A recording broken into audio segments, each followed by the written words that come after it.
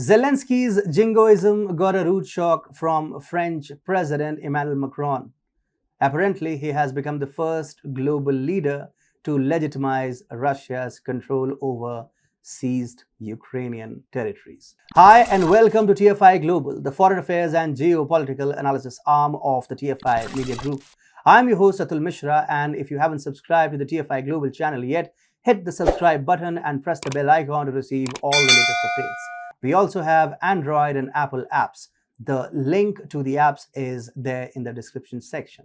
During a phone call on Friday, Emmanuel Macron and Vladimir Putin decided that a team from the International Atomic Energy Agency, or the IAEA, should be deployed to the Zaporizhzhia nuclear power facility in Ukraine. Now, this was a watershed moment for the EU-Russia relations in the backdrop of Moscow's ongoing war in Ukraine. Zaporizhzhia nuclear power station, which is the largest nuclear power plant in Europe, has been a point of concern in the recent clashes between Ukraine and Russia. Russia seized control of the surrounding cities of Enerhodar and Berdyansk, as well as the nuclear power station in Zaporizhzhia at the beginning of the conflict. Recently, the power station came under heavy attack, which ended up destroying 3 radiation sensors, which triggered concerns of erupting out of a Chernobyl-like incident on Ukrainian soil yet again. Since then, Russia and Ukraine have been pointing fingers at each other for the ruckus. The Russian embassy in Washington alleged that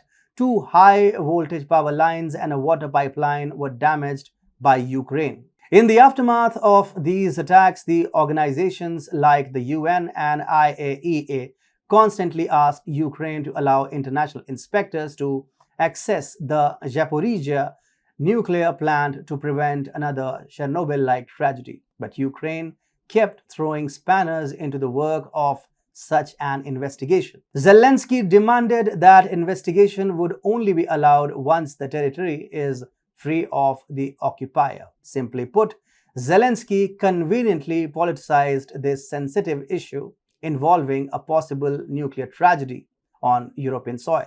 In fact, G7 and most Western leaders doubled down on Zelensky's fatal demands. G7 issued a statement. It is Russia's continued domination of the nuclear power plant that endangers the region. So G7's priority in this case was to force Russia to vacate the region and then allow IAEA to initiate the investigation, exactly what Zelensky had demanded. But here's when Macron sets the bars high. Macron, dismissing Ukraine's concerns over Russia's control of the region, reached a deal with Russia to enable IAEA to conduct necessary security checks at the nuclear site. France taking Russia's opinion on the issue of the Zaporizhzhia nuclear plant is truly a groundbreaking move.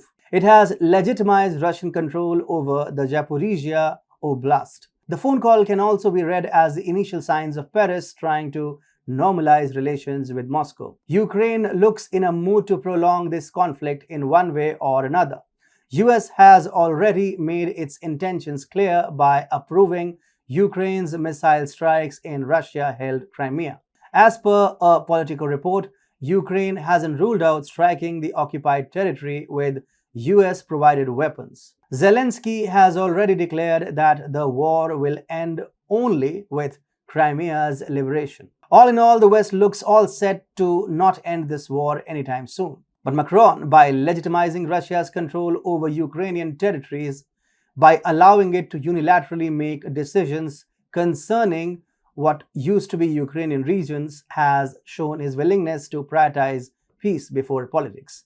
Macron understands that to end the war in Europe, the West must legitimize Russia's control over relinquished Ukrainian territories. It's practically impossible for Ukraine to take back control of regions like Luhansk, Donetsk, and Crimea. Russia will never vacate these regions. Only a ceasefire can prevent Russia from usurping more Ukrainian lands. And that can't happen unless and until the West acknowledges the new map of Ukraine, one that excludes regions currently under Russia's control.